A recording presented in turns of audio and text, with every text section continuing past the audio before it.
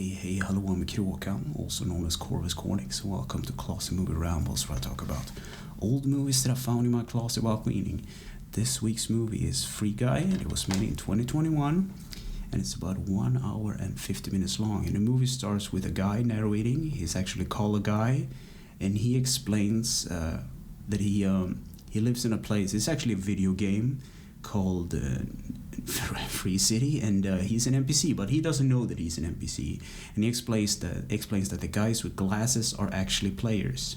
So we get to follow him along on a normal day. So he just wakes up, he talks to his goldfish, he goes down to the coffee shop, he gets his normal coffee, and he goes to work, and he works at a bank. And he meets with his friend. His friend's actually called Buddy, and the bank is robbed because it's a heist. It's a game mode, and that's what happened. It's just a normal day in his life. So after like a day of work, he goes out with his friend Buddy basically, and he sees a girl that he immediately falls in love with, and he follows her to a train track, and he gets run over by a train. And then cutting to the girl actually playing this player in the game in real life at an internet cafe. Her name is Millie, and she's looking for something, and this will become important later on in the movie. And then cutting back to Guy again, and when he wakes up the next morning, something has changed in him. So he wakes up and he goes down to the coffee shop, and he wants to order a cappuccino, and the lady at the counter just looks at him, and the other NPCs kind of around him does the same, like something is wrong with him, and he says, "Oh well, it's just a joke." And Ryan Reynolds is brilliant because he's funny but not over the top in like the Deadpool movie, so I think he pulls this role off quite well. But anyway, he goes to work with his friend Buddy, and the bank gets robbed again, and this time he actually fights back, and he managed to shoot the guy, the robber, and takes his glasses. And then he realized that when he puts on the glasses, he can see all the icons that are in the game, so he can see like health items and pickups and money and everything that NPCs really can't see. So he goes outside, and I think he picks up money from one of the fallen like players, and he realized that he can do a lot of things with this money. And then cutting to the developers, this I think it's an Indian guy and this other guy called Keys, and they actually confronts the guy directly because an NPC is not supposed to be able to do that. So they chase him down, and there's this funny scene where they actually race him to the top of a house, and he's not really used to all these new kind of abilities that the glasses kind of give him. And he gets chased off the ledge, and he jumps off, and he managed to grab some power-ups, which saves his life. And then he gets hit by a car, and it's one of those funny kind of scenes because he wasn't really expecting that. And then we learn a little bit more about the actual developers of the game, Keys and Millie, that they actually worked on the game beforehand, but this other guy kind of stole their programming code in order to make Free City. I think their original game was like Free Life or something, but that will come into play later in the movie as well. The next day, Guy wakes up, and he in his apartment again, and he goes outside and he meets up with Millie. She is trying to find clues, and Guy is at this kind of hideout place, and he gets fired at, and she teleports away, and he follows her, and she tells him that he's such a low level, so he needs to level up in order to help her. So basically, call me up when you're level 100 or something, which is kind of funny scene. And cutting to a montage with him actually grinding up, and he gets recognized on the news because he's called the blue shirt guy, and I think it's a pun on the YouTube thing, the blue shirt kid, but he's doing things like a good guy would, and he gets famous. And he goes back to work again and talks to Buddy, his friend, and he disarms a robber and takes the glasses, and he tries to offer him to Buddy, but Buddy says like, well, I can't change, I am just an NPC, and he kind of leaves his buddy there. And the developer Keys try to buy the girl some time.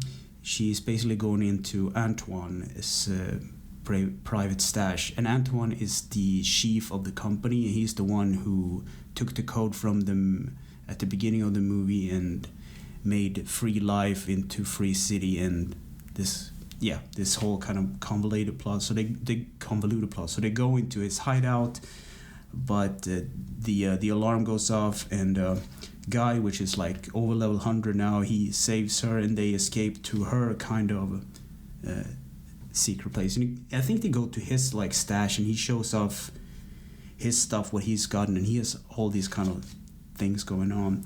And then cutting to Antoine in real life, arriving at work, and he's planning on making Free City 2. And it's kind of this dick move, because a lot of developer in real life, like those who made like EA games, for instance, they push out new games. So right when the games are actually beginning to work and it's less buggy and start to run smoothly, then they move on to the next version. Battlefield is a good example of this. So this is exactly what Antoine is doing. He's gonna ditch Free City 1 or Free City to make the second one, just to earn more money. And then cutting to the developers actually figuring out that Guy is actually an NPC, and he, at this point, he like learns that he is also an NPC, and he didn't really understand it. So there's this weird scene where they go out for ice cream, and there's like a kissing scene, and I might be mixing it up, but there's a kissing scene, and they share some interests. They both like bubblegum ice cream for some reason, and Guy realized that he's trapped in this world and he can't leave. And Millie says like, let's meet up in real life. That would be fun, right? But he can't. So he goes to the beach and he throws some rocks, but there's like an invisible wall. Like in most video games, you can't really go anywhere you want. So he goes back to his friend, to his apartment, to Buddy's apartment, and he talks to him. It's like all of his emotions and everything. And Buddy is kind of smart and says like,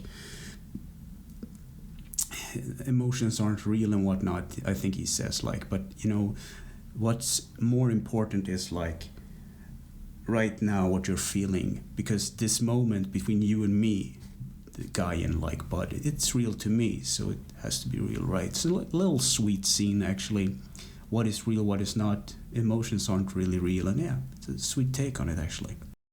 So later in the game, Millie and Guy goes to the evil guy's lair again, and they find a guard there, and it's kind of this funny scene because the guard is actually a player, and he geeks out about the guy because he's famous, and this kind of funny scene. He gets like a hard drive of evidence of the code and everything, and Antoine wants keys to reboot the system, the service, because if it reboots the system, then the NPCs will return to normal, even Guy, because Guy is a pain in the ass for Antoine at this point. In the beginning of the movie, it was like a PR thing, but now he is actually losing money because of Guy. But, you know, it's one of those things. And the system reboots, and Guy loses all of his memories of everything. And later in the movie, Millie tries to wake Guy up of his like NPC loop, and she goes to the bank and she kidnaps him and tries to convince him that, you know, all these things. And eventually she gives him a kiss, and that kind of magically, like Disney magic, brings him back into the loop, and he realizes and all the memories back. So what happens is that a guy goes to talk to the other NPCs about breaking free, and he says like, if I have this thing inside me, you have it too. So they make like a deal. There's like a plan and a plot for everything. And then Antoine figures out what Emily is doing, and they use the world.